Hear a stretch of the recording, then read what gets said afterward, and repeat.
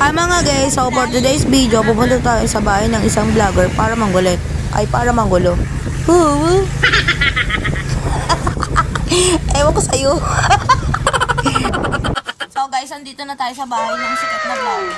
Wala siyang kaalam-alam na pupuntahan ko ng Elsang Gala. Ako po.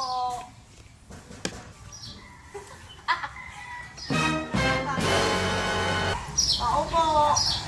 Sisingilin ko na po kayo ng upa ng bahay. Nakakatulog na ako ah.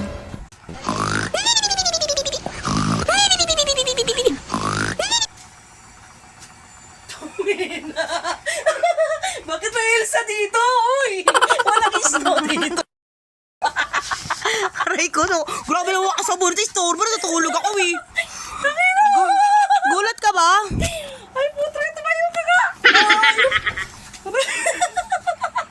Parang ngayon lang doon nakakita. Galing kaya ako London. Parang ba't may dadala ka kulabo? Kanina pa ako nandito, nakatulog na nga ako eh. Oh, ito. Ay, salamat. Ay, pwede ngayon ko rin yan, Day. Tuturo, teka, patingin. Tanim ko yan. Ano ko yan? Ito din O yan, bunutin mo. Elsang Burao. Oy, naka-harvest tayo mga bakuna. Hanggang ilalim yan, balik maputol yan. Oy.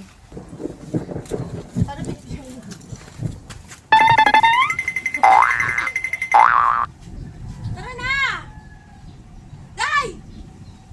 Ito tuntua talaga to sa gown ko. Ano ba? Parang gusto mo to hiramin, be, ah. Gusto mo ba? Hiramin. Ayaw? Mas bagay sa'yo? A few moments later. Ang dami pa nakakaloka. Dapat ikaw may pasalubong. Sulit ang pagbalik ko ng Pilipinas. Kahit hindi man ako nakakuha ng 80k sa Imbornal, nakakuha naman ako ng maraming paso. Kaya kayo guys, kung may mga patapon kayo mga pots, it's either mga bote pa yan, pwede nyo naman siyang ibigay kay Elsang Gala. Para naman nakatulong pa kayo sa mahirap. Ha ha ha.